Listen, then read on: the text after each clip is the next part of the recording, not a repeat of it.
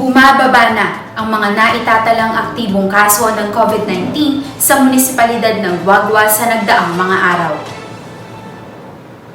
Ayon sa Guagua Rural Health Unit o RHU, nakapagtala ng 0 active cases ang munisipalidad nitong February 19 habang mayroon na lamang itong 8 active cases as of February 22. Mas mababa ito sa recorded na mahigit 30 aktibong kaso nitong nagdaang linggo. Ayon kay Mayor Dante Torres, ang mabilis na pagbaba ng mga kaso ay dahilan ng pagsunod ng mga residente sa mga polisiyang ipinatutupad ng lokal na pamahalaan.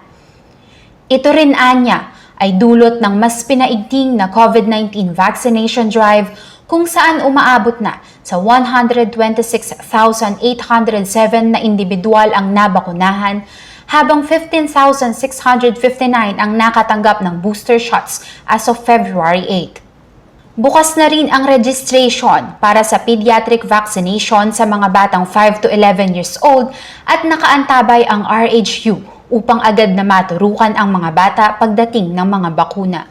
Dagdag ng alkalde, ang pagbaba ng COVID-19 cases ay may magandang dulot sa muling pagbangon ng kanilang ekonomiya sapagkat dumarami na ang investors na nagtatayo ng business sa lugar.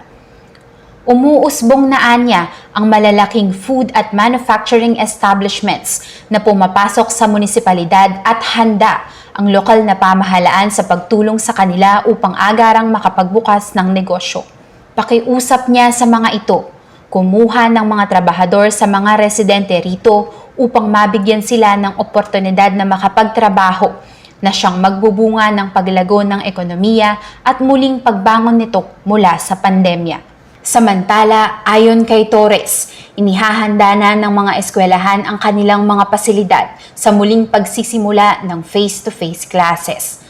Ayon sa kanya, buo ang suporta ng lokal na pamahalaan sa muling pagbubukas ng mga paaralan para sa mga estudyante, lalo pat apektado ng pandemya ang kanilang mental health. Sa kabila nito, patuloy pa rin ang pagpapaalala ng lokal na pamahalaan sa mga residente na sumunod sa mga minimum public health standards laban sa COVID-19, gayong nasa alert level 2 pa rin ang probinsya ng Pampanga. Yan ang pinakahuling balita mula rito sa Pampanga. Ito si Jag Costamero ng PIA Gitnang Luzon para sa Network Briefing News.